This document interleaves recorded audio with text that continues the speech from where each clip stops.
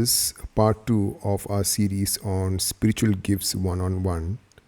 In our earlier recording, we covered chapter 12 of First Corinthians. In this recording, we will cover chapter 13.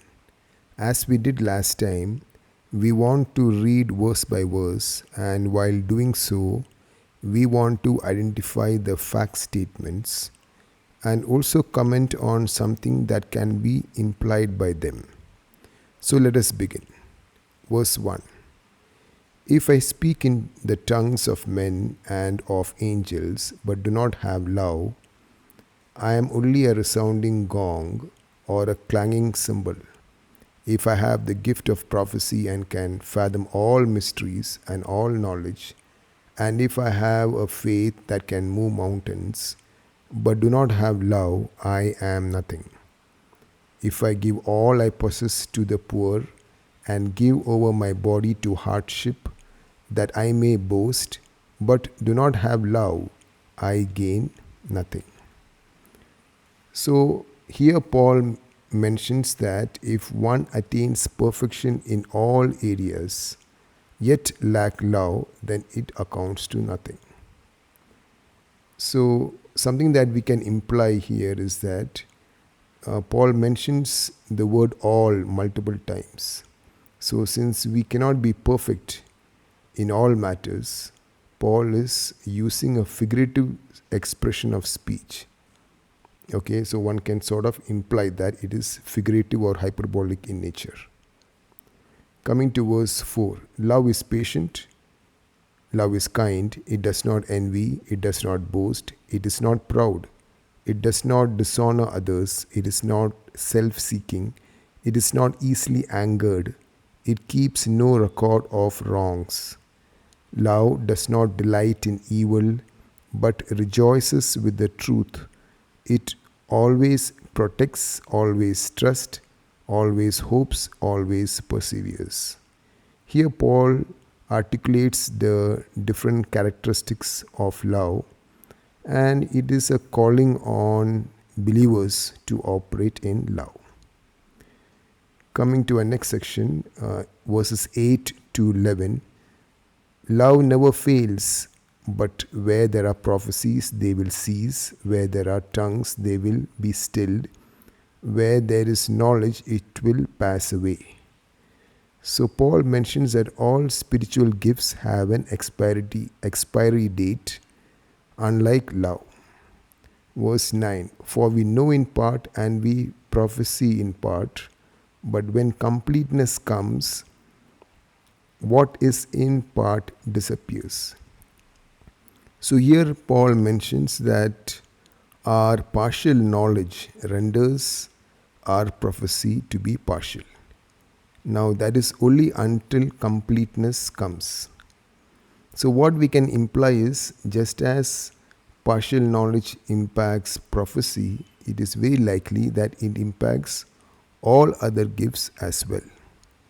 Now a question comes on what is completeness, or when would completeness come? Now this is not answered in the text, so we will leave it as an open question. Going to our next section, 11 to 13. When I was a child, I talked like a child, I thought like a child, I reasoned like a child. When I became a man, I put the ways of childhood behind me.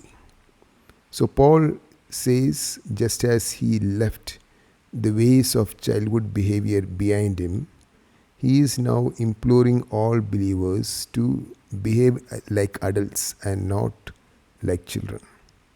Verse 12, for we see only a reflection as in a mirror, then we shall see face to face.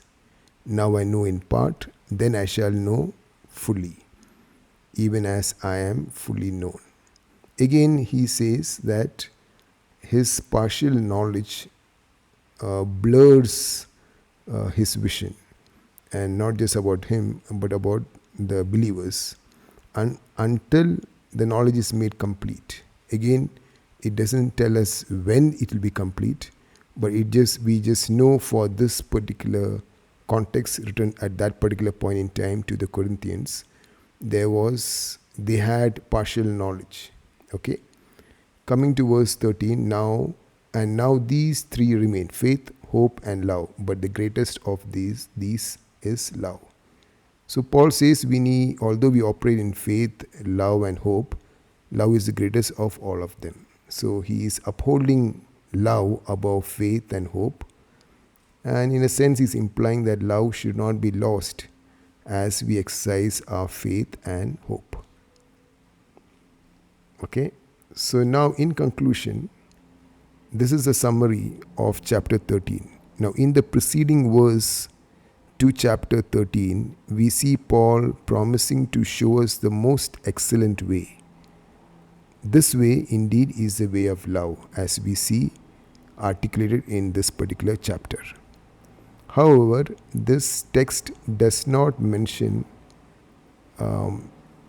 although it mentions about partial knowledge, and that there is a completeness that would arrive, and that at one point in time knowledge would be complete, it does not tell us when.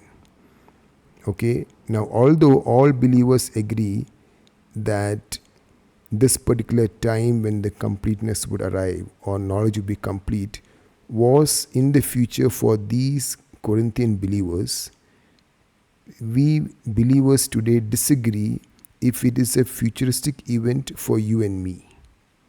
Okay, so that is where a lot of debate happens. Is it, although it was future for the Corinthian believers, is it future for us? So some believe it has been in our past, some believe it is in the future. So that is one debate. But since this text does not give an answer, we will leave it as an open question.